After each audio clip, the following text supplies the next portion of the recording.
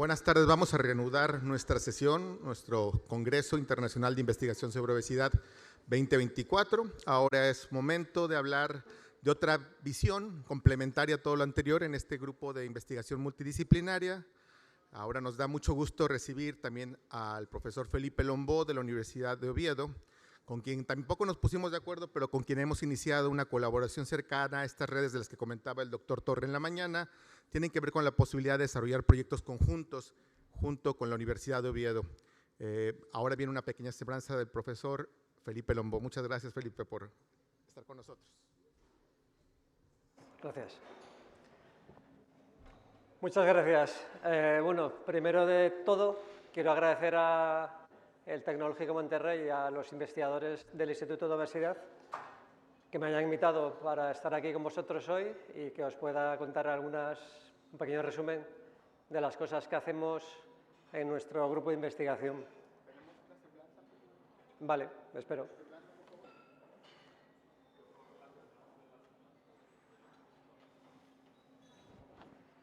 Felipe Lombó. Felipe Lombó es doctor en biología por la Universidad de Oviedo y profesor titular en esta universidad desde 2008.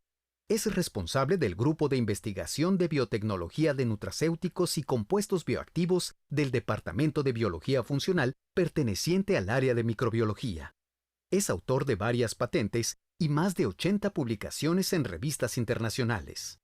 El trabajo del Dr. Lombó se centra en el desarrollo y uso industrial de nuevos productos biológicos, estudios de metagenómica en muestras de microbiota digestiva para la prevención de carcinoma de colon y colitis ulcerosa, y el diseño de nuevas rutas vegetales de biosíntesis en bacterias para producir nutracéuticos de interés alimentario y farmacológico, como moléculas en coterapia. Muy bien. Nosotros, en nuestro grupo de investigación, estamos físicamente en el departamento de microbiología, somos biotecnólogos o biólogos, según el doctorando correspondiente, pero somos un poco raros en nuestro departamento porque pertenecemos, aparte de la microbiología, al área de microbiología, también somos parte del Instituto Universitario de Oncología desde que se creó en el año 2000, y ahí hacemos trabajos encaminados a prevenir sobre todo cáncer de colon desde diferentes aproximaciones, desarrollo de alimentos funcionales, uso de moléculas en coterapia, modelos animales para prevenir cáncer de colon. Y también somos parte, desde que se creó en 2017, del único instituto de investigación biomédica que forma parte de la red de excelencia nacional de centros de biomedicina en España, la red Severo Ochoa, y que en Asturias está representado por el Instituto ISPA, el Instituto de Investigaciones Sanitarias del Principado de Asturias. Aquí trabajamos en otras patologías, principalmente colitis ulcerosa, y desde hace un año, más o menos, un año y medio, en prevención también del síndrome metabólico, lo mismo, desarrollo de alimentos funcionales, estudios de metagenómica, cambios en las poblaciones intestinales, biomarcadores, etc.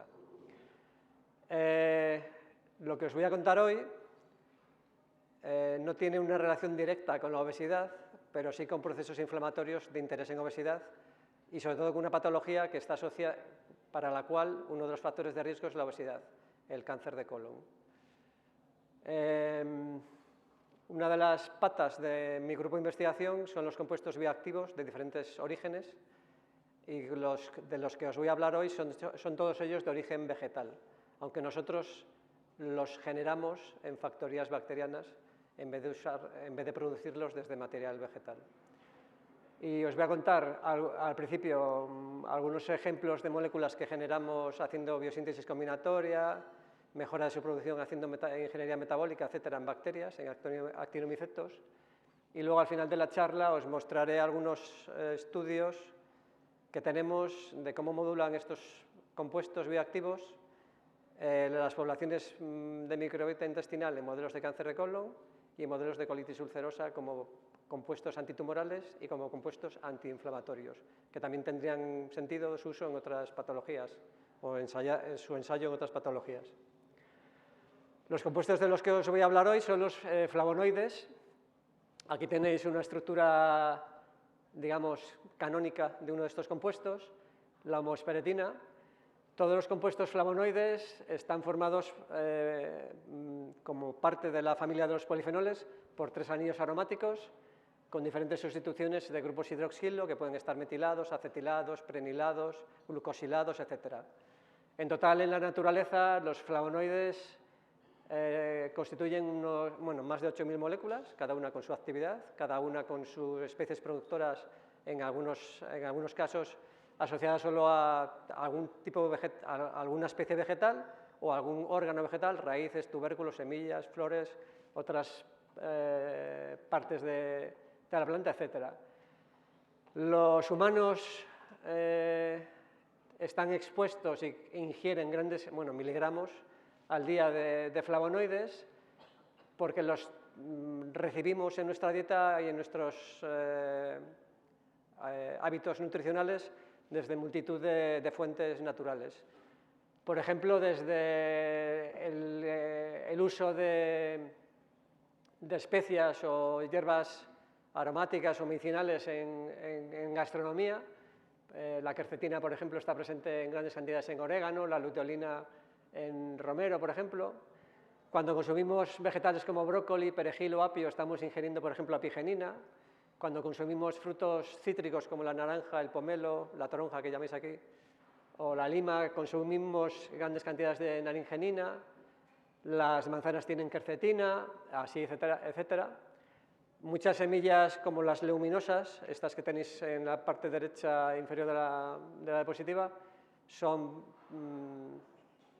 en altas concentraciones de una subfamilia de flavonoides que se llaman isoflavonas y que tienen una actividad fitoestrogénica bastante interesante y está asociado su consumo, por ejemplo, en poblaciones asiáticas a la prevención de diferentes patologías como osteoporosis, cáncer de mama y cáncer de próstata.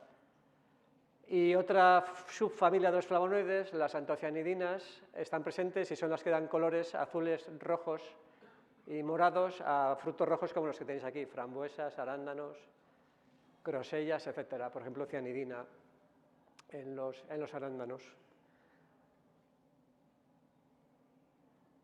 Las plantas evolutivamente han adquirido la capacidad de sintetizar flavonoides porque los usan como arma química de defensa frente a la existencia en sus células, sobre todo las que fotosintetizan, de radicales libres de oxígeno. Y estos radicales libres de oxígeno son capaces de ser bloqueados y neutralizados a especies menos reactivas si hay flavonoides en el tejido vegetal, porque son capaces de ceder al radical libre protones o electrones que los neutralizan. Y además, cuando las plantas están expuestas a ambientes con presencia de metales oxidantes, por ejemplo el hierro y otros, la presencia de flavonoides es capaz de quelar estos metales, haciendo que este efecto oxidante metálico, digamos, se neutralice. Los humanos, cuando consumimos vegetales en nuestra alimentación que tienen flavonoides, adquirimos estas protecciones frente, por ejemplo, a daños de estrés oxidativo, evitando que haya daños estructurales en nuestros cromosomas, en la doble hélice de ADN, en proteínas de membrana, de mitocondria, etc. Otra actividad que es importante asociada a este tipo de polifenoles, a los flavonoides, es la actividad antimicrobiana. Algunas plantas producen flavonoides para defenderse de ataques de bacterias patógenas o de hongos fitopatógenos. Y los humanos hemos testado diferentes laboratorios de investigación las actividades, por ejemplo, antivirales de flavonoides como la luteolina, la quercetina, la mericetina. La quercetina, por ejemplo, está presente en cebolla, la luteolina en brócoli, la mericetina en tomate, el camferol en muchas plantas y sobre todo en sus órganos sexuales, en el polen, por ejemplo. Y flavonoides como estos que tenéis aquí, pues son capaces en diferentes virus. Este ejemplo que os he puesto es del ciclo de replicación de un coronavirus, de una review que hicimos hace unos años. Algunos flavonoides se unen a receptores a antígenos víricos que se unen a receptores celulares, impidiendo el proceso de absorción celular, de entrada de la célula a parasitar. Otros inhiben, por ejemplo, en coronavirus las enzimas encargadas de la proteólisis o de la replicación de RNA dependiente. o los procesos de exocitosis que van a generar la progenie libre de estos virus para infectar a otras células. En bacterias, muchos flavonoides tienen actividad antibacteriana porque destruyen y generan poros en la membrana celular, haciendo que la célula bacteriana explote. Y en otros casos, algunos flavonoides tienen una actividad mimética, vamos a decir, a las quinolonas que se usan en quimioterapia antibacteriana, porque son capaces de inhibir la DNA girasa bacteriana o, en presencia en terapia con algunos antibióticos clásicos, como por ejemplo betalactámicos, reducir el umbral, la concentración mínima inhibitoria que se necesita del fármaco para generar muerte celular bacteriana. O sea, son de ayuda en procesos, por ejemplo, de bacterias patógenas. Y algunos pocos flavonoides se han estudiado también, o se ha demostrado su actividad, como capaces de inhibir procesos de formación de biofilms bacterianos, que como sabéis son muy importantes en clínica humana, porque están asociados a infecciones persistentes, por ejemplo, en portadores de prótesis y en otros procesos asociados a riñón, a pulmón y a otras estructuras, a otros tejidos humanos. Otra actividad biológica interesante de estos polifenoles, de los flavonoides, que a nosotros como parte del Instituto de Oncología del Príncipe de Asturias nos interesa desde hace 2 décadas, es la actividad antitumoral. Las células tumorales han adquirido varias características que las hacen altamente proliferantes, invasivas y evitadoras, vamos a decir, de procesos de apoptosis que normalmente matarían a células aberrantes como estas, ¿no? Diferentes flavonoides, aquí os he puesto un ejemplo que tenemos de Canferol, son capaces de actuar a nivel selectivo contra diferentes oncogenes. Por ejemplo, arriba, bueno, no se ve, arriba a la derecha el protoncogen Src es bloqueado, por ejemplo, por el Canferol, haciendo que se reduzcan las señales dependientes de MAP quinasas que van a inducir proliferación celular en estas células tumorales. Uno de los factores que promueve la proliferación tumoral o los cambios hacia tumorogénesis son los procesos de inflamación crónica en líneas celulares de tejidos concretos, y algunos flavonoides son, por ejemplo, capaces de evitar o de reducir estas señales proinflamatorias, por ejemplo, bloqueando la ciclooxigenasa, que va a convertir el ácido araquidónico, un ácido graso que tomamos en la dieta y que producen nuestras células, a prostaglandinas proinflamatorias como la PGE2 que tenéis aquí. O los flavonoides, algunos flavonoides también van a reducir o ralentizar las señales proinflamatorias que inducen los lipopolisacáridos de bacterias gram negativas en contacto con nuestras células, que son recibidos, detectadas como la presencia de un agente proinflamatorio, una bacteria gram negativa en este caso, y van a disparar vía Toll-like receptors, los TLR estos que tenéis aquí en la diapositiva, señales proinflamatorias. Algunos flavonoides también ralentizan o bloquean estas señales proinflamatorias que contribuyen a la proliferación celular. También bloquean las cascadas de activación del factor de transcripción NF-κB, que es un key point en las rutas de señalización proinflamatoria a nivel celular y que es necesario, por ejemplo, para que se transcriban en el núcleo, una vez activado el NF-κB, los genes que codifican citocinas proinflamatorias como el tumor necrosis factor alfa o la interleucina 6 o la 1 beta que tenéis en la diapositiva.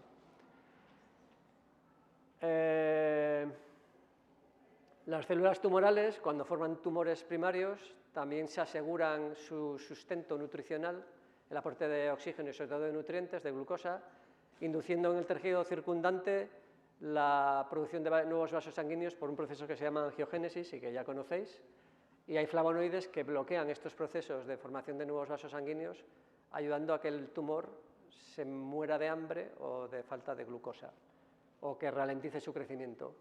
Y por último, en tumores avanzados se producen procesos de migración de células tumorales del tumor primario a tejidos secundarios. Nosotros que trabajamos en prevención de cáncer de colon, el cáncer de colon metastatiza a hígado, y de ahí finalmente las células se instalan normalmente en pulmón.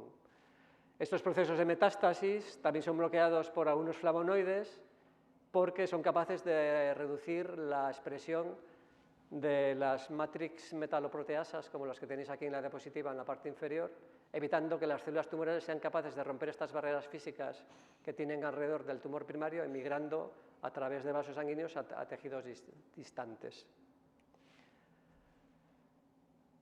¿Qué ocurre con todas estas actividades y todas estas moléculas cuando los herbívoros o nosotros, los humanos, los ingerimos en la dieta?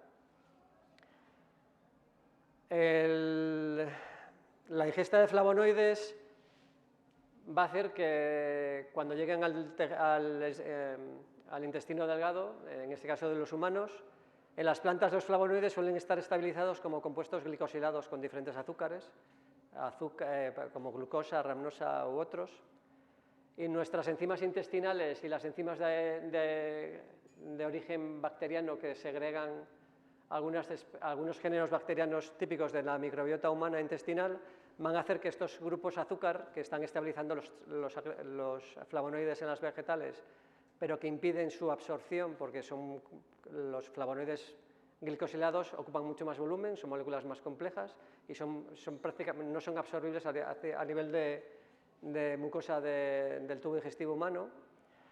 Estas enzimas humanas y bacterianas van a quitar estos grupos glucídicos y van a permitir que, por ejemplo, a partir de malvidina, 3-glucósido, que es una antiocianidina presente en arándanos, una de ellas, el grupo de azúcar se elimine y entonces tengamos el aglicón malvidina. Esos aglicones, ya sin los grupos azucarados, son fácilmente absorbibles en el tubo digestivo y van a pasar por vía porta desde el intestino delgado, por vena porta hasta el hígado, donde van a ser sustratos para enzimas de unión de ácido glucurónico, de sulfatasas o de, por ejemplo, metilasas. Y desde el hígado, parte de estos flavonoides modificados por nuestras enzimas de modificación, vamos a decir, hepáticas, van a pasar por vía sanguínea a tejidos periféricos, donde van a ejercer sus actividades antiinflamatorias o antitumorales. Y otra parte, desde estos tejidos periféricos, van a ser filtrados vía sangre por riñón y se van a excretar por orina. En el hígado también, una parte de los flavonoides modificados que no han pasado a vía sistémica por circulación periférica se van a excretar vía bilis y van a volver al tejido, al tubo digestivo, al intestino delgado y van a proseguir su camino hacia nuestro colon. En el colon va a haber otras poblaciones bacterianas que a partir de los aglicones modificados o no de flavonoides van a generar roturas de estos anillos tricíclicos, generando constituyentes que también son bioactivos con actividades diversas, por ejemplo, antiinflamatorias o antimicrobianas. Y tanto la presencia del aglicón como de sus productos de degradación bacteriana siempre va a generar modulaciones en las poblaciones bacterianas de nuestro colon intestinal, haciendo normalmente que haya una reducción de géneros proinflamatorios o de bacterias gram negativas no deseables o comensales y un aumento de bacterias beneficiosas que tienen efectos probióticos que comentaré un poco más tarde. Y finalmente, desde este colon, parte de los aglicones o de sus productos de degradación bacteriana se absorben vía porta otra vez, vena porta, pasan a hígado donde siguen el circuito y finalmente otros simplemente se eliminan por heces. Aquí en el colon, muchos flavonoides, o algunos de ellos, durante su tránsito por el colon de unas 48 horas, van a ejercer, por ejemplo, algo que a nosotros nos interesa en nuestro grupo de investigación, que es un efecto antitumoral de prevención de cáncer de colon. En las plantas, perdonad que no pueda señalar las estructuras, pero en las plantas todos los flavonoides se biosintetizan a partir del aminoácido fenilalanina.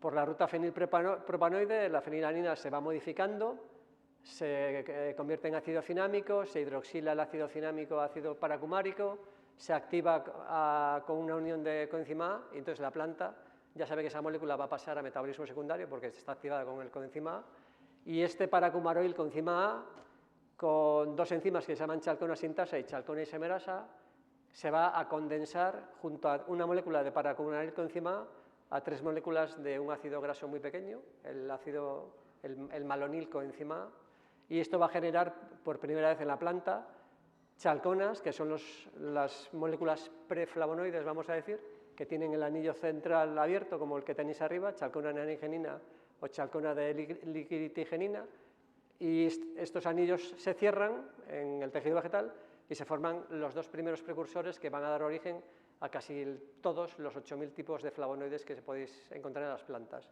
La naringenina, que es frecuente, por ejemplo, como su nombre indica, naranjas, limones, pomelos, y la liquiditigenina, que también, como su nombre indica, en latín en este caso, está presente en grandes cantidades en una planta que masticamos, por lo menos en la región mediterránea, de forma tradicional y que se llama regaliz. En su raíz está en grandes cantidades este compuesto que es antiinflamatorio y antimicrobiano. Este es el esquema de biosíntesis de todos los flavonoides en todas las plantas, y diferentes modificaciones enzimáticas sobre estos dos aglicones van a generar una alta diversidad estructural. Nosotros no producimos flavonoides en plantas, somos microbiólogos y hacemos ingeniería genética en bacterias.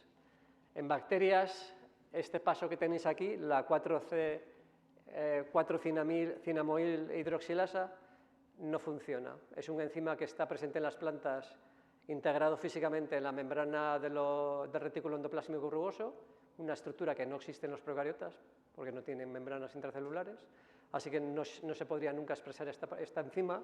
Y nosotros, en nuestro grupo de investigación y otros grupos que trabajan en producción de flavonoides en diferentes especies microbianas, nos saltamos estos dos pasos y los convertimos en uno solo usando la enzima TAL, la tirosina amonio ligasa. Nos ahorramos esta hidroxilación porque la tirosina ya tiene un grupo hidroxilo presente en el anillo de la fenilalanina, así que es un atajo biosintético lo que estamos haciendo.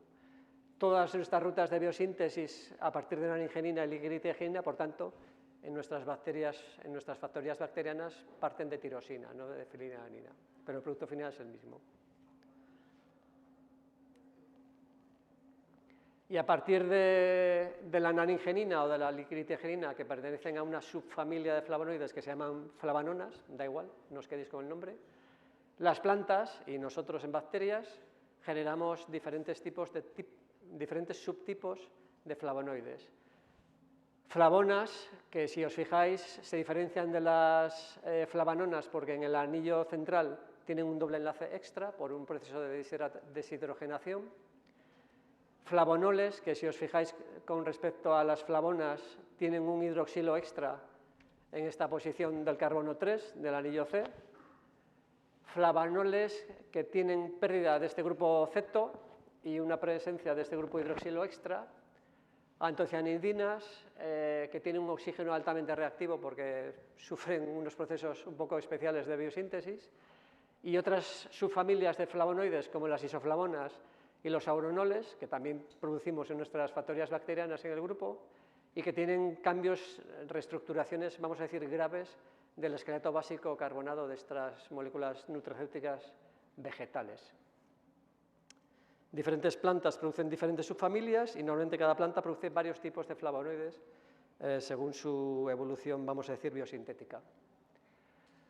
Nosotros en nuestro grupo, los genes que os he mostrado y otros que os voy a mostrar a continuación, implicados en plantas en biosíntesis de un flavonoide X, Z o J, los reingeniamos y los diseñamos in silico para generar unidades transcripcionales sintéticas que tienen su promotor, su sitio en el ribosoma, la pauta abierta de lectura, en este caso de la tirosina amonio ligasa, y un terminador.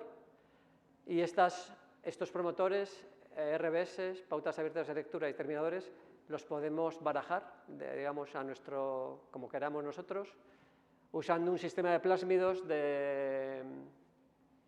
lanzadera que se pueden entender como un sistema modular en donde hemos creado orígenes de replicación para Escherichia coli que nos permite hacer toda la ingeniería genética rápidamente de un día para otro, orígenes de integración estables en Streptomyces que se integran en diferentes partes del cromosoma de nuestra factoría bacteriana usando prófagos, y que nos permiten integrar en una misma bacteria diferentes grupos de genes para generar al final el flavonoide X. Estos plásmidos son conjugativos, tienen un origen de transferencia conjugativa por pili sexual. Los tenemos con diferentes versiones, con diferentes genes de resistencia para que sean compatibles entre sí. Y todos estos plásmidos, a esta familia de plásmidos que hemos creado, modulares, basados en la estructura de los plásmidos SEBA que se inventó hace unos 6 años en el Centro Nacional de Biotecnología en Madrid, en el grupo del doctor Víctor de Lorenzo. A estos plásmidos les podemos poner como piezas de puzzle, ensambladas unas con otras, diferentes genes sintéticos con diferentes promotores que podemos elegir la fuerza del promotor, con diferentes terminadores, para ir haciendo combinaciones, como las rutas que os he mostrado antes, con más o menos genes para llegar a un producto final determinado. Por ejemplo, si unimos en uno de estos plásmidos los genes que codifican la tirosina monoligasa, la 4-comunal ligasa, la chalcona sintasa y la chalcona isomerasa de la planta X, generamos naringenina. Entonces tenemos cepas bacterianas que producen esta flavanona que está presente, por ejemplo, en naranja, o en pomelo, o en lima, o limón. Si a esta bacteria le añadiésemos otros genes en el plásmido correspondiente, tenemos, por ejemplo, Equol, que es una molécula que no existe en la naturaleza, pero que los humanos, un 20% de los humanos, sobre todo aquellos que viven en países como Japón, China, Taiwán, etc., son capaces de generar en su colon, por modificaciones de la microbiota intestinal, de especies concretas de la microbiota intestinal que tienen estas personas de origen asiático y que modifican las isoflavonas que toman estas personas asiáticas en su dieta habitual con grandes cantidades de productos de soja. Nosotros tenemos cepas bacterianas que generan este metabolito de las isoflavonas de soja de origen intestinal, pero usándolos directamente en su maquinaria genética celular. Este metabolito es el que os decía antes, que está ligado a menores índices de osteoporosis, de cáncer de mama y de cáncer de próstata en humanos con dieta asiática. Os voy a poner ahora algunos ejemplos de actividades que tenemos de biosíntesis combinatoria para generar diferentes flavonoides, algunos de ellos muy raros, en nuestras factorías bacterianas, cada uno de ellos con diferentes actividades, y un poco más adelante os voy a mostrar algunos ejemplos concretos de ensayos in vitro en células tumorales humanas y en modelos animales que tenemos para diferentes patologías. En este ejemplo lo que hicimos fue generar una cepa bacteriana, usamos siempre Streptomyces albidoflavus, que es una bacteria gram positiva no patógena, es un actinomyceto. Las bacterias del género Streptomyces, algunos de vosotros no sonarán, pero en farmacia son los principales productores de productos naturales a nivel de mercado de antitumorales, de antibióticos, de inmunosupresores y de otras cosas. Producen el 90% de los antitumorales de origen natural, aproximadamente el 65% de los antibióticos de origen natural, y producen también, por ejemplo, inmunosupresores que se usan en clínica de forma habitual. Son bacterias con genomas más grandes que muchas células eucariotas.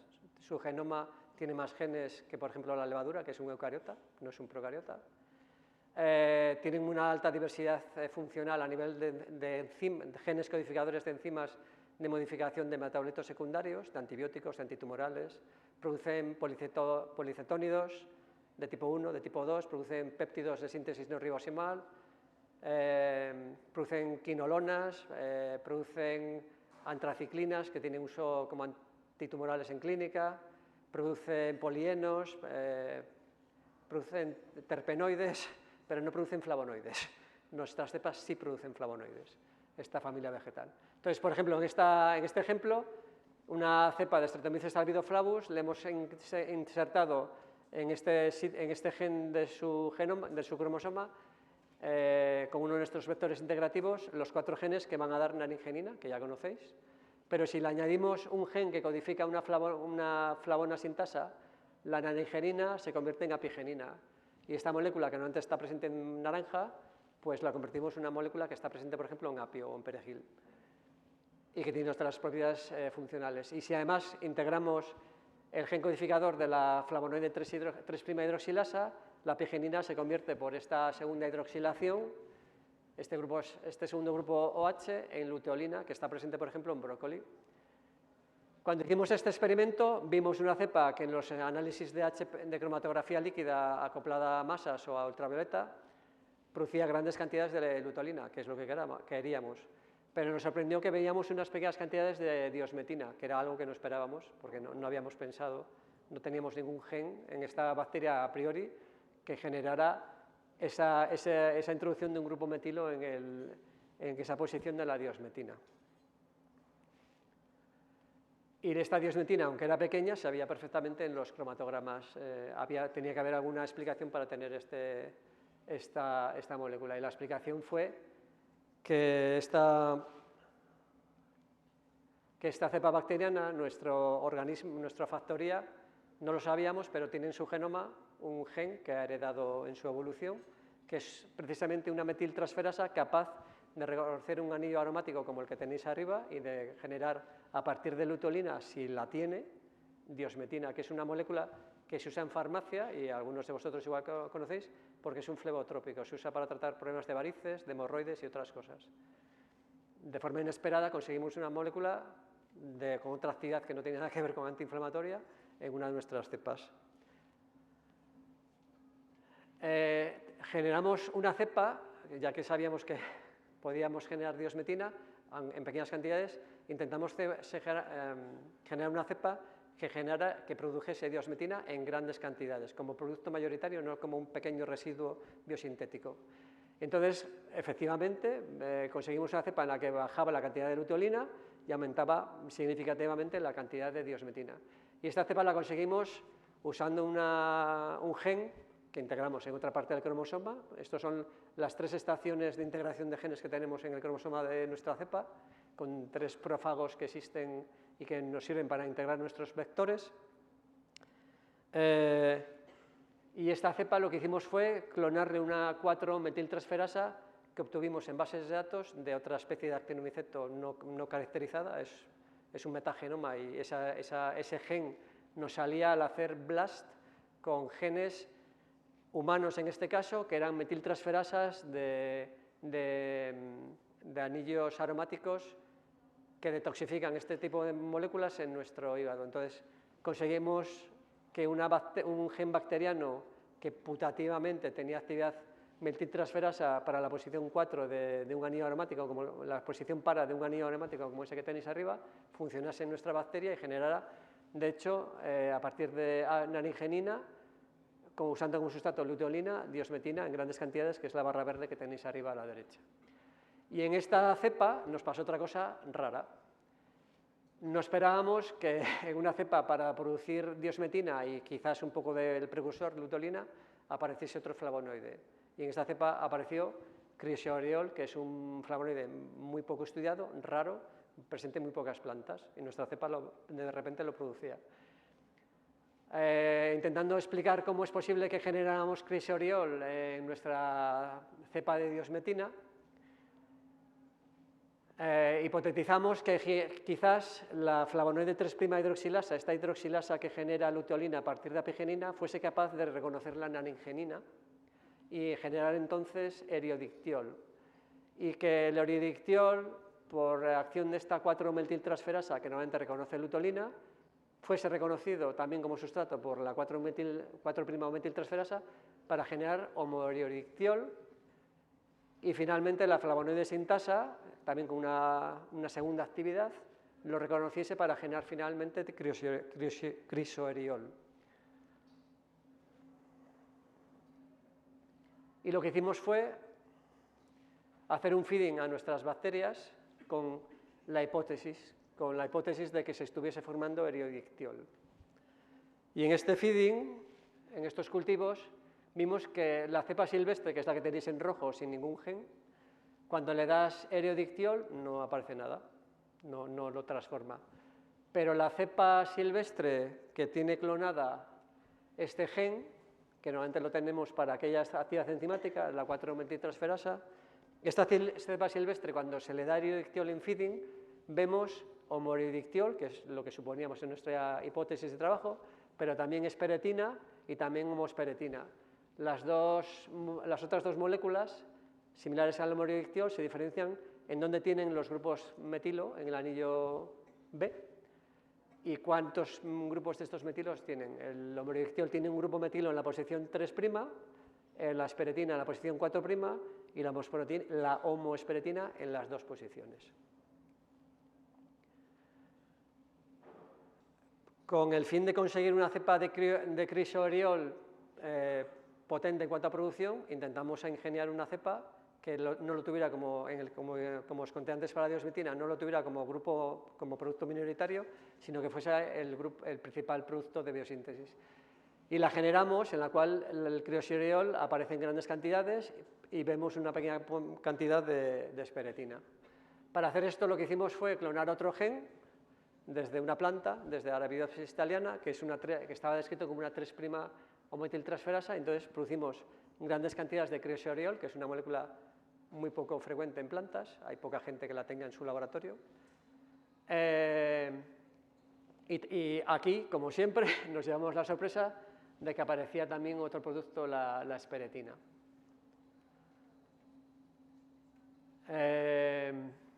Estas cepas que tienen la 3' metiltransferasa o la 4' metiltransferasa, respectivamente, la de Arabidopsis thaliana o la de una cepa de Streptomyces no descrita más que en las bases de datos a nivel de metagenoma, son capaces de generar homosperetina y un compuesto muy raro en la naturaleza, que es una versión dimetilada de la luteolina, por este proceso de biosíntesis que aquí tenéis explicado.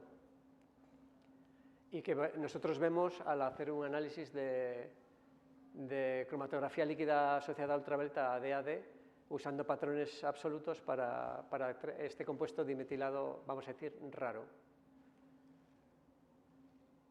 Usando otros genes, por ejemplo, de maíz, somos capaces de convertir la luteolina en 5-O-metilluteolina, que tiene el grupo metilo en el primero de los anillos, o 7-metilluteolina, o el compuesto dimetilado, que de nuevo es muy raro y está presente en muy pocas plantas.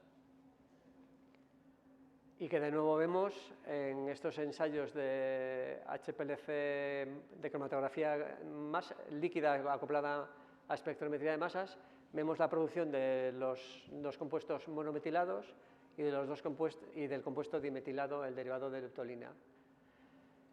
Estos ejemplos que os he puesto hasta ahora, y que voy a parar de marearos con fórmulas químicas y estructuras de las rutas de biosíntesis y las cosas que hacemos barajando genes, vamos a decir, o jugando a los puzzles con ellos, esto que os he contado es una parte, es una parte de lo que tenéis en la parte de arriba de la diapositiva, pero tenemos flavonoides de otras muchas familias, isoflavonas como la genisteína, como la daiceína, derivados como el equol, auronoles con reorganización del ciclo de los anillos tricíclicos, como la alfitonina o la maesopsina, taxifolina, aromadendrina.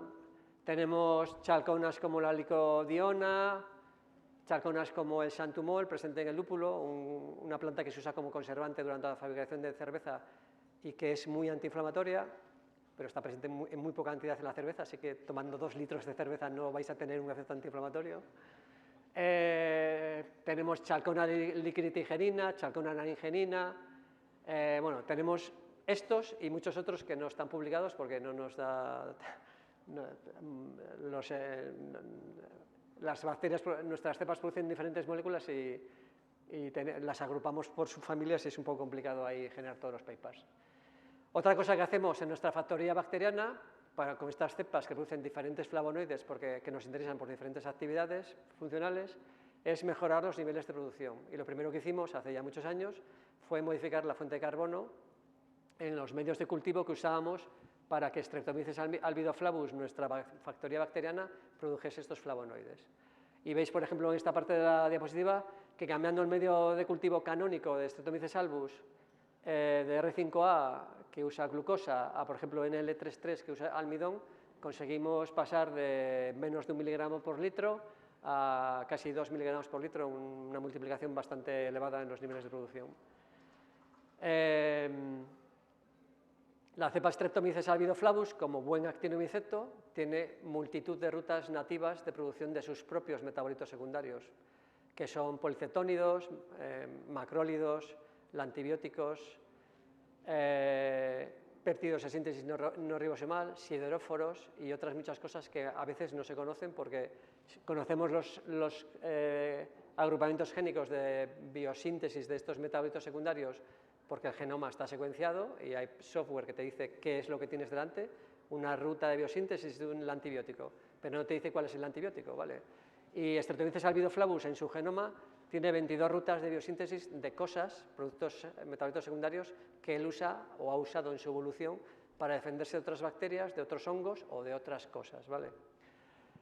Estas rutas de biosíntesis endógenas no nos gustan a nosotros en nuestro laboratorio porque están consumiendo precursores metabólicos biosintéticos que habéis visto en las diapositivas anteriores, como por ejemplo la tirosina o el malonil coenzima, su forma activada. Entonces, si conseguimos quitarle a Streptomyces albidoflavus sus rutas endógenas que consumen malonil coenzima, por ejemplo, todas las de policetónidos, o las que consumen tirosina, que son algunas de los péptidos de síntesis no ribosomal que tenéis aquí en esta diapositiva, nos ahorramos el desvío de esos precursores hacia sus cosas y los reservamos para nosotros, para lo que queremos, que es para la producción de flavonoides, ¿vale?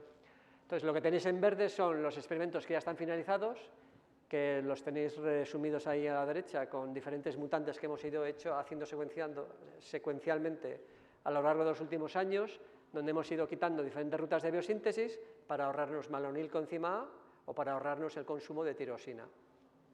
Vamos por la cepa 11 y bueno, estamos haciendo muchos más planeados en el laboratorio. Con estas cepas vemos cuál es la producción de diferentes flavonoides para calcular cómo van mejorando las producciones. Uno de los precursores de los flavonoides en las plantas es la fenilalanina, pero en nuestra bacteria el precursor inicial es la tirosina, ¿vale? Todas las bacterias, incluidos los actinomycetos, tienen una ruta endógena nativa, canónica, de producción de tirosina, fenilalanina y triptófano, los 3 aminoácidos aromáticos. Esta ruta es la del la ruta del shikimato.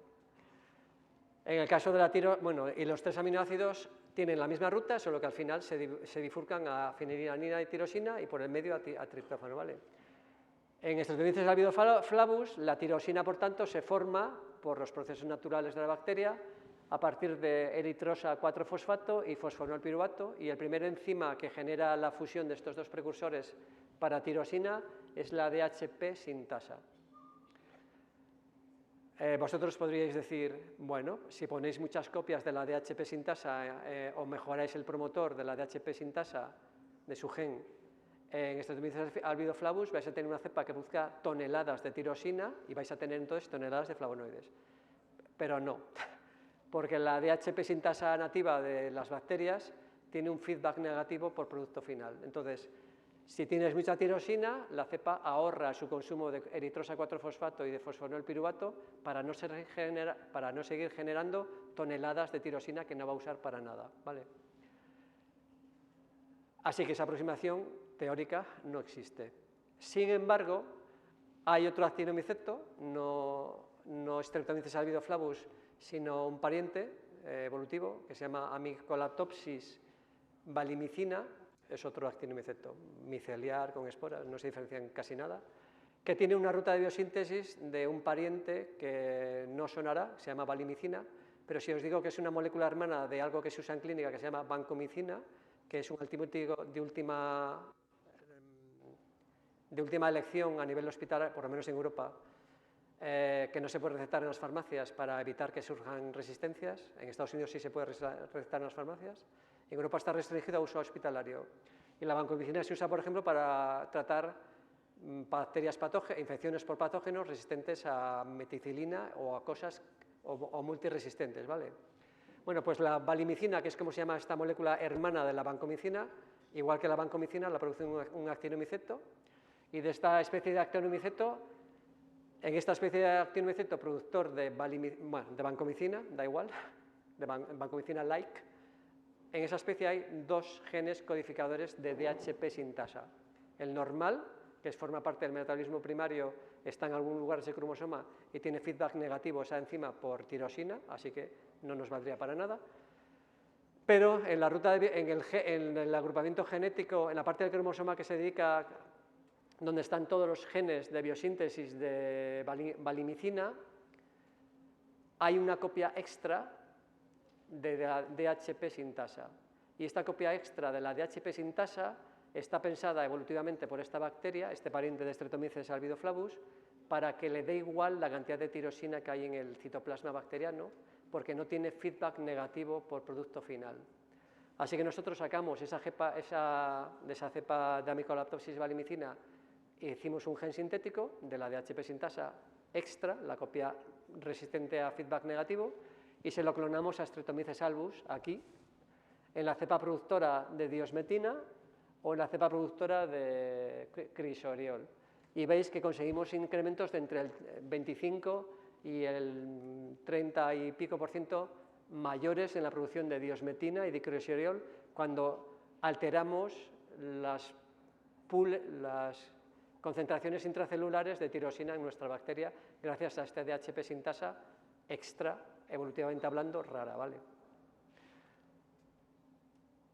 Cuando a nuestras cepas de producción de naringenina, que tienen una copia del clúster de biosíntesis de naringenina integrado en su cromosoma, le ponemos 2 o 3 copias de estos genes de origen vegetal adaptados a nuestra bacteria, los niveles de producción suben. Y lo que veis aquí a la izquierda es que, según donde esté integrado el operón de naringenina, hay pequeñas diferencias en producción. Pero cuando ponemos 2 copias o 3 copias, estas producciones siguen aumentando y no tenemos una cuarta estación de tren para añadir otro cuarto clúster, pero probablemente seguirían aumentando. Así que los niveles de producción de flavonoides son dependientes en nuestra cepa, en nuestro sistema, en nuestra factoría bacteriana, del número de copias del operón que le estamos metiendo a la bacteria en su cromosoma. Esto es simplemente para que recordéis, os lo he dicho ya 2 veces, pero necesito que lo recordéis una vez más, que en nuestro sistema de producción la bacteria no está usando fenilalanina y malonil coenzima A como en las plantas, sino que nosotros usamos tirosina y malonil coenzima A para generar naringenina, de ahí todos nuestros flavonoides, o para formar ligritigerina, como en regaliz, y otros flavonoides que hacemos en el laboratorio. Pues bien, el malonil coenzima A viene de malonato, que es un producto de degradación de los ácidos grasos, entre otras cosas, y la tirosina es un aminoácido que la bacteria tiene para formar sus proteínas, como ya sabéis. Quisimos hacer, comparado con la cepa silvestre de Streptomyces albidoflavus, productora de naringenina, con una copia solo del clúster naringenina, que lo tenéis aquí en negro, en uno de nuestros mutantes seleccionados de rutas endógenas, para que no hubiera competición para que fueran cepas mejoradas, quisimos ver si añadiendo malonil al medio cultivo, para generar malonil coenzima A en la célula, o si añadiendo tirosina o fenilalanina. La fenilalanina y la tirosina, hay una enzima intracelular en bacterias, en nuestra bacteria, que quita o pone el grupo hidroxilo, y de forma que van bailando los puros intracelulares. Quisimos ver si añadiendo estos precursores o el paracumaril coenzima A aumentábamos la producción, y vimos que la mejor producción se aumentaba cuando añadíamos no tirosina ni malonato, sino ácido paracumárico, que es un derivado de la tirosina, la segunda etapa de la ruta de biosíntesis. Y quisimos saber por qué con la tirosina no aumentábamos tanto como añadiendo ácido paracumárico. Así que generamos un experimento en el que estudiamos la transcriptómica de Streptomyces albidoflavus, cepa silvestre productora de naringenina, cepa silvestre en el medio de producción de naringenina, en el NL333, y cepa silvestre en el medio NL333, que es el que usamos para producir nuevamente naringenina, pero añadiéndole un 1,5 milimolar de tirosina, una dosis extra de tirosina. Y vimos que que había un gen que destacaba sobre el resto en cuanto a los niveles de sobreexpresión, que es el que tenéis aquí marcado como HPPD, y es una dioxigenasa que en nuestra bacteria y en muchas otras participa en la ruta de degradación de tirosina para generar energía vía fosforilación oxidativa. Mutando este gen, codificador de esta etapa HPPD, conseguimos un 35% más de producción de flavonoides, porque estábamos evitando que parte de la tirosina intracelular se degradase para obtener energía, ¿vale? Bueno, con esto acabo la parte de biosíntesis, de explicación de por qué son importantes los flavonoides y por qué los usamos como sustancias nutracéuticas o como posibles fármacos. Y ahora os voy a mostrar un ejemplo de actividad in vitro de flavonoides, en este caso antitumoral, y 3 ejemplos de actividades in vivo, 2 de ellos antitumorales y 1 de ellos antiinflamatorios. El primero de los ejemplos de actividad funcional es en el que usamos apigenina, presente por ejemplo en apio y perejil, una flavona, luteolina, otra flavona que ya conocéis, presente por ejemplo en brócoli y en muchos otros vegetales, la naringenina y el eridictiol, que son flavanonas. La naringenina es muy frecuente en la dieta humana, cada vez que os tomáis un zumo de naranja tomáis unos 15 miligramos. El eridictiol, hay pocos laboratorios que trabajen con él en el mundo, es una molécula rara, que casi no hay plantas que la produzcan y está restringido básicamente a un género de plantas. Y ese género de plantas es endémico de aquí, de Norteamérica. Es el género Eridictium y la planta donde se aisló por primera vez el eridictiol y que le da nombre a la molécula es Eridictium californicum, que vive en vuestro territorio, en Baja California y en California Alta, vamos a decir. El xantumol es una chalcona que está presente en lúpulo, que como os dije antes se usa en la fabricación de cerveza como agente antimicrobiano para conservar la cerveza durante meses. Y el 5-fluoracilo es la molécula, el fármaco de elección en pacientes de cáncer de colon como primera opción, una de las primeras. Es un fármaco de síntesis química artificial. Usando estos 5 flavonoides y el fármaco de referencia frente a fibroblastos normales humanos y frente a 3 líneas de cáncer de colon humanas, 2 de adenocarcinoma y una metastásica en pulmón, vimos, os voy a resumir, que la naringenina y el eridictiol son muy interesantes, pero no como antitumorales, los pobres, para ninguna de las cepas tumorales. La apigenina, el luteolina y el xantumol son muy interesantes como antitumorales, sobre todo la por este orden apigenina, luteolina y xantumol, y son más potentes como antitumorales a las mismas concentraciones que el fármaco que se usa en clínica, que el 5-fluoracilo, pero el xantumol tiene como principal efecto negativo que es tóxico también y mataba a las células normales de fibroblastos no tumorales. Y la apigenina, que es el punto discontinuo, en la apigenina también había una muerte importante de las células normales no tumorales, así que, aunque eran buenos antitumorales, también eran venenos, ¿vale? Finalmente, la luteolina en estos experimentos era muy buena frente a la línea HFT-116, una de las 2 de adenocarcinoma, y también era relativamente buena, y más buena, de hecho, que el fármaco en la línea metastásica. Vimos que quisimos ver si, me quedan unos 3 minutos más o menos, quisimos ver si el efecto antitumoral era sinérgico, antagónico o simplemente sumatorio frente al fármaco, y vimos que la luteolina, por ejemplo, tiene un efecto sinérgico en una de las líneas celulares cuando se añade junto a 5-fluoracilo. Y las otras 2, según la línea tumoral, y el flavonoide, tienen efectos antagónicos o simplemente aditivos.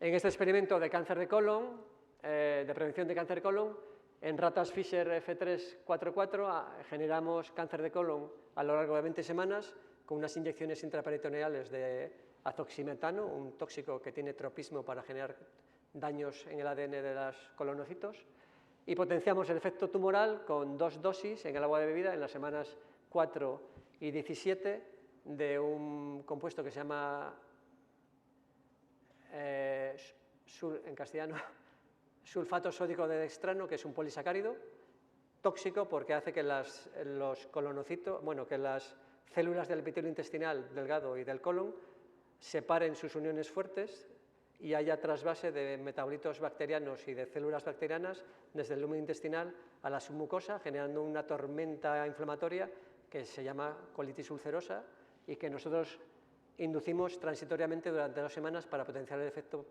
protumoral, porque las inflamaciones son parte del proceso procarcinogénico, ¿vale? En estas ratas añadimos 3 tipos de dietas: pienso normal, vegetal, 20 gramos al día, o 10 gramos al día de pienso más 10 gramos de cárnicos, un cárnico normal, o 10 gramos de pienso más 10 gramos al día de un cárnico funcional que contenía un 0,11% de antocianidinas, este tipo de flavonoides, procedentes de liofilizado de mora y de frambuesa, perdón, de mora y de fresa. En estas ratas vimos que, por ejemplo, las placas de Peyer hiperplásticas, que son unos nódulos linfáticos que tenemos los mamíferos en el intestino delgado, en presencia de antocianidinas, en el grupo de ratas con dieta rica en antocianidinas, no se incrementaban tanto y, por tanto, tenía un efecto antiinflamatorio en cuanto a este biomarcador con respecto a las ratas del grupo de cárnico normal. Y en estas ratas alimentadas con cárnicos enriquecidos en antocianidinas, había una reducción estadísticamente significativa en el número de tumores, demostrando que este cárnico, que normalmente son productos no saludables en cuanto a prevención de cáncer de colon, los habíamos convertido en un alimento funcional preventivo de cáncer de colon, al menos en este modelo animal.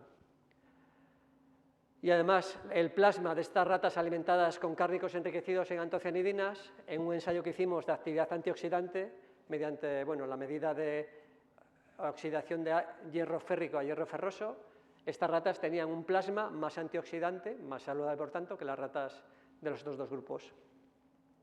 Y finalmente, en estas ratas analizamos las poblaciones de microbiota intestinal por metagenómica, 16S, y el único cambio que vimos estadísticamente significativo y el más importante fue que las ratas alimentadas con los cárnicos funcionales ricos en flavonoides bajaban las poblaciones bacterianas de una bacteria patógena proinflamatoria que está asociada a procesos no solo de cáncer de colon, sino de apendicitis, abscesos, colitis, etcétera, que se llama Bilophila wadsworthia. Así que veíamos una expresión de cuál podía ser una de las posibles causas de protección frente al desarrollo de tumores en estas ratas.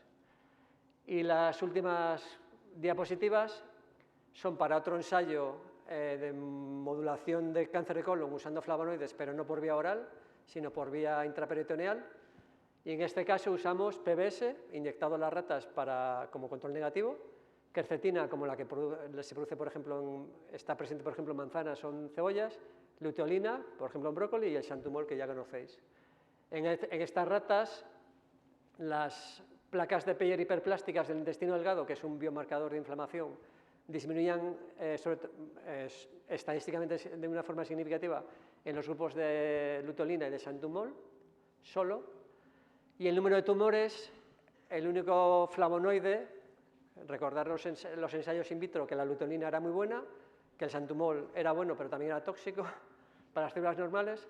Las únicas ratas que vieron reducido de forma drástica el número de tumores fueron las inyectadas con luteolina de forma intraperitoneal. En estas ratas también analizamos las poblaciones intestinales de bacterias y vimos que las ratas tratadas intraperitonealmente con luteolina y xantumol, que son los círculos azules y los verdes, tenían microbiotas más similares entre ellas, que la quercetina tenía unas poblaciones intestinales parecidas al PBS, no hacía nada como compuesto antitumoral, ni modificador, y vimos cambios en diferentes grupos bacterianos. Los cuadrados verdes son los de las ratas inyectadas con luteolina, y se veía, por ejemplo, a nivel de familias, que las ratas pinchadas intraperitonealmente con luteolina, en este gráfico de aquí, tenían un disparo de las poblaciones de la familia Prevotelaceae, que son bacterias antiinflamatorias muy importantes en humanos, también en humanos, no solo en otros mamíferos, porque producen grandes cantidades de ácidos grasos de cadena corta, como acetato, propionato y butirato, y el propionato y el butirato son potentes agentes antitumorales a nivel de colon. Y en estas ratas, la luteolina producía descensos en bacterias proinflamatorias, como las de la familia Erysipelotrichaceae o las Egertelaceae. Y a nivel de géneros, aumentos de Muribaculum, que son bacterias, es un género bacteriano de roedores que impide o reduce la producción de prostaglandinas inflamatorias en la mucosa del colon, o reducciones en bacterias comensales proinflamatorias como estos clostridios, o aumentos en bacterias productoras de ácidos grasos de cadena corta antitumorales, como estas de la familia Ruminococcacea o aquellas de Oscillospiraceae.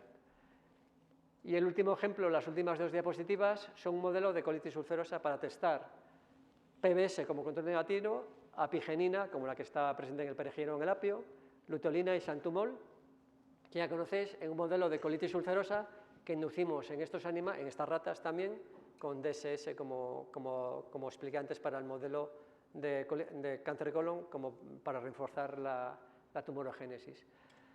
Aquí lo que se vio es que la lutolina, aparte de ser un buen antitumoral, como os he mostrado antes, por vía intraperitoneal es también un potente antiinflamatorio en colitis ulcerosa. Las ratas pinchadas intraperitonealmente con lutolina casi no tenían ulceración del colon cuando se producía el sacrificio, y los colon eran casi como si nunca hubiéramos inducido colitis. Y el índice de actividad de la enfermedad, el DAI, que se usa en clínica en humanos y que es una mezcla de parámetros de pérdida de peso y de sangre en heces, en el grupo de lutolina también estaba muy reducido y esta protección era estadísticamente significativa. Os preguntaréis por qué la apigenina, que es igual que la lutolina, pero le falta a la pobre un grupo hidroxilo en el anillo de la derecha, no nos valió para nada como antiinflamatorio en el modelo de prevención de colitis ulcerosa. Y es porque en el postmorte, en los sacrificios, vimos que la apigenina, que le falte ese grupo hidroxilo, la hace un poquito menos hidrofílica, tiene un grupo OH menos para establecer puentes de hidrógeno en el cuerpo, y esta apigenina precipitaba y formaba unas masas amarillas en el mesentero de las ratas inyectadas por inyección intraperitoneal. Así que nuestra hipótesis es que la razón por la que la apigenina no funcionaba como antiinflamatorio en colitis ulcerosa es porque no estaba llegando al colon, se quedaba precipitada como esos granulos que veis amarillos en el mesenterio. Y finalmente, las ratas alimentadas con lutolina y con santumol, veíamos en plasma menos citocinas proinflamatorias y cambios en la microbiota asociados en general a menos patógenos o bacterias proinflamatorias como Staphylococcus, Streptococcus, Clostridium, etcétera, o estos otros, y más bacterias, en el caso de lutolina y santumol, con efecto beneficioso probiótico, antiinflamatorio o productores de ácidos grasos de cadena corta, que también, aparte de antitumoral, el propionato y el butirato son potentes antiinflamatorios. Y nada más, esto es una foto de diferentes etapas cercanas en el tiempo de la composición del grupo de investigación en la Facultad de Medicina de la Universidad de Oviedo y nuestros colegas roedores que nos ayudan en los experimentos.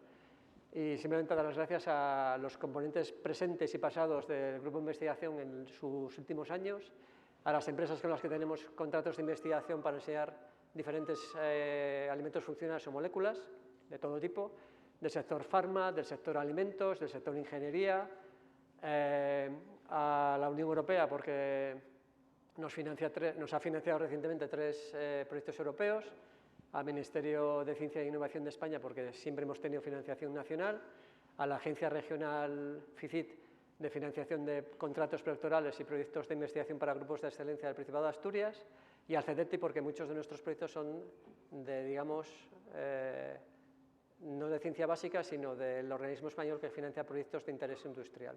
Y a vosotros por haberme escuchado semejante repertorio de moléculas, nombres raros y cosas de estas. Muchas gracias.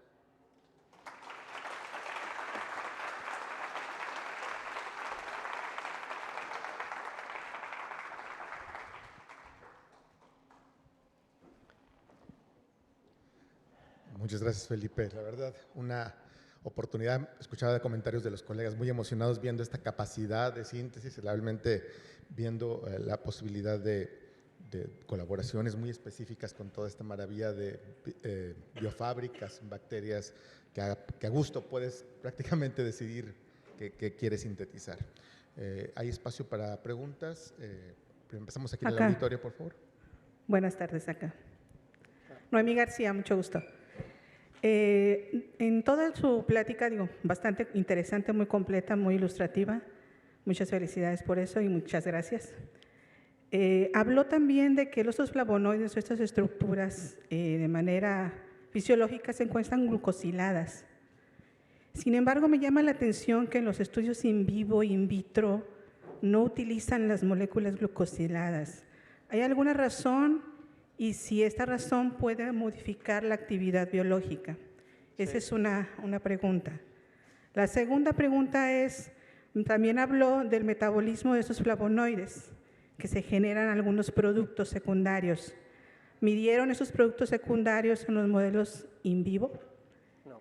Y mi tercera pregunta es que yo tenía el conocimiento de que estas estructuras son totalmente insolubles y me llama la atención que todas las pruebas las hicieron en PBS. ¿Hay alguna concentración crítica en la que pueden ser solubilizadas en PBS? Sí. Mis tres preguntas. Muy Gracias. bien, voy a empezar por la primera y a ver si cuando termine de contestar la primera me acuerdo de las otras dos. A ver, en las plantas la mayor parte de los flavonoides no se sintetizan en su citoplasma cerca o lejos del retículo endoplásmico como glicones, pero las plantas no almacenan los glicones porque suelen ser muy reactivos, inestables, y las plantas los convierten en moléculas químicamente más estables, vamos a decir, mediante glucosilaciones, ramnosilaciones, etc. Y estos aglicones glicosilados, que son como existen en las plantas cuando tú te tomas brócoli, una manzana o una ensalada con lechuga, por ejemplo, las plantas los dejan, el exceso, almacenado en sus vacuolas, de una forma también estables y lejos de otras estructuras celulares que podrían seguir modificándolos o degradarlos, ¿vale? Nosotros en nuestros ensayos in vitro y en animales usamos los aglicones, porque el aglicón es la parte activa del flavonoide. Cuando está glicosilado no se absorbe o no es activo, así que nos ahorramos el tener que usar las formas glicosiladas. La segunda pregunta, no me acuerdo cuál era. Los metabolitos secundarios que se generan. Vale, nosotros en plasma no medimos el ácido siníngico, el gálico, etcétera, porque no tienen un tiempo de vida, son metabolizados rápidamente por otras bacterias del tubo digestivo, del colon de la rata en este caso, o directamente en hígado se empiezan a sufrir modificaciones por citocromos P450 y desaparecen. Y la tercera pregunta era... En PBS. Ah, sí, los flavonoides son altamente insolubles en agua y altamente insolubles en PBS, pero nosotros hemos ingeniado una forma de poder solubilizarlos en los alimentos funcionales, da igual, los cárnicos funcionales o los pinchos que hemos usado otras veces funcionales, la rata lo come, lo roe, lo lleva a su intestino y ahí ya nos olvidamos, vamos. Pero para administrar intraperitonealmente los flavonoides que no son solubles en PBS, hacemos una emulsión con Twin 80. Y eso es, como dirían en Venezuela, no sé, aquí en México, chévere. Ok, gracias. Aquí adelante, por favor, el micrófono.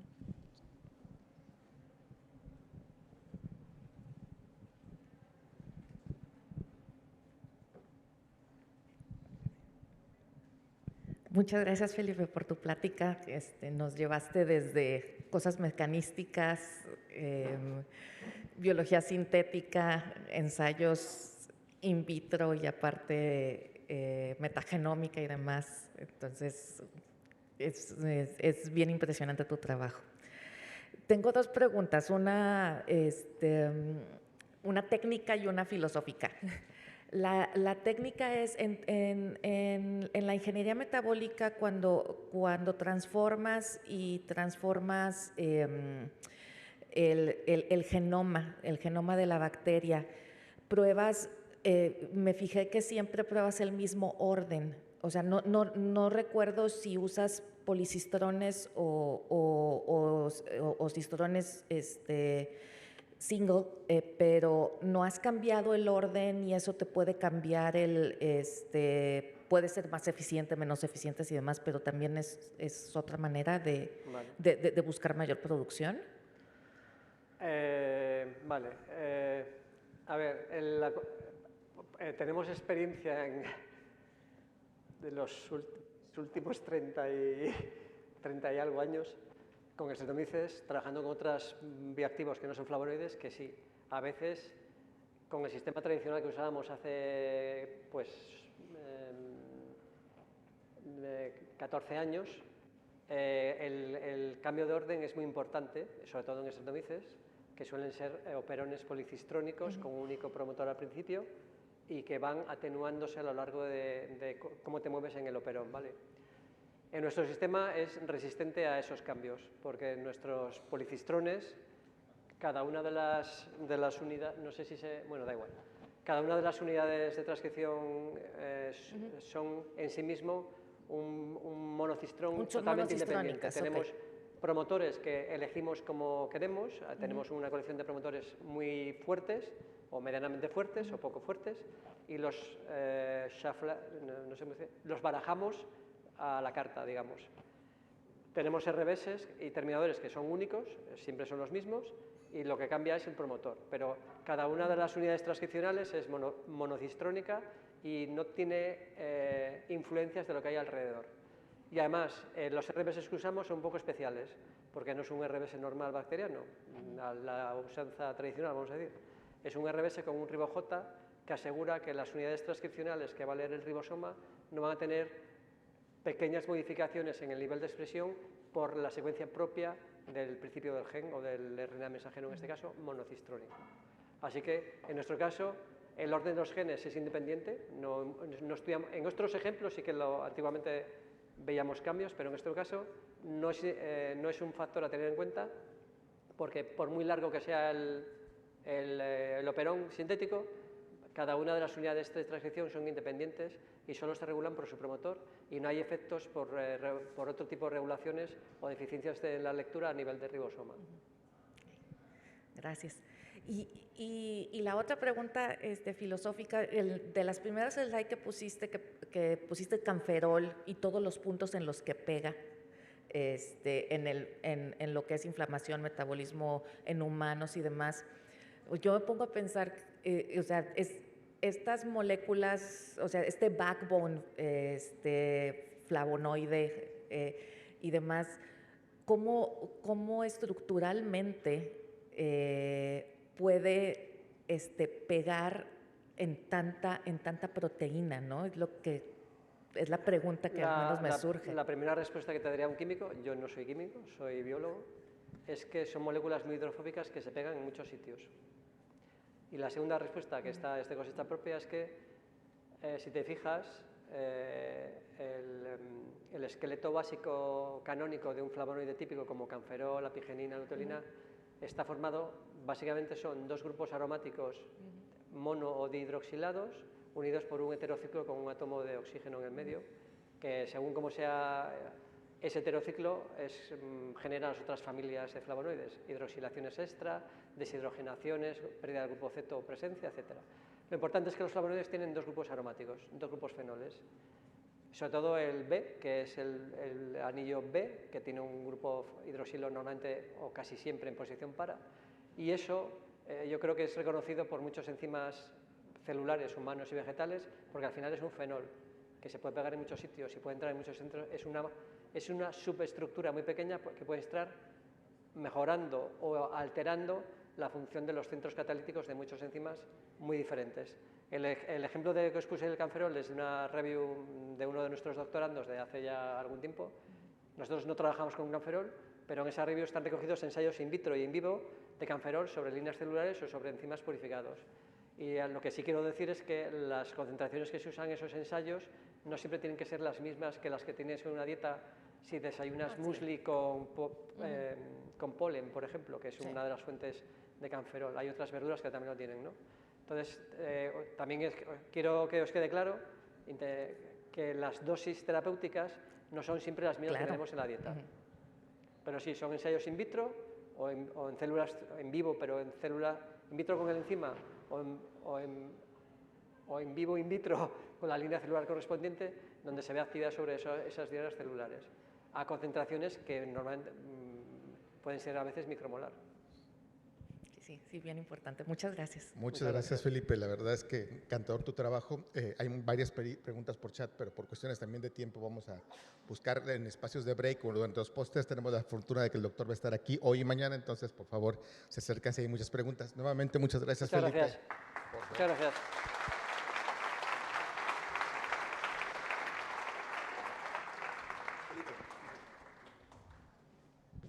Bueno, queremos agradecerte por la plática, muy excitante para todos nosotros. Por favor. Muy bien, muchas gracias. Muchas gracias por invitarme.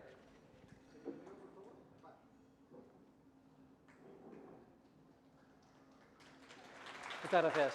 Gracias a vosotros. Con estos minutitos que tenemos de retraso, vamos a pasar a la sesión de las pláticas cortas, por favor.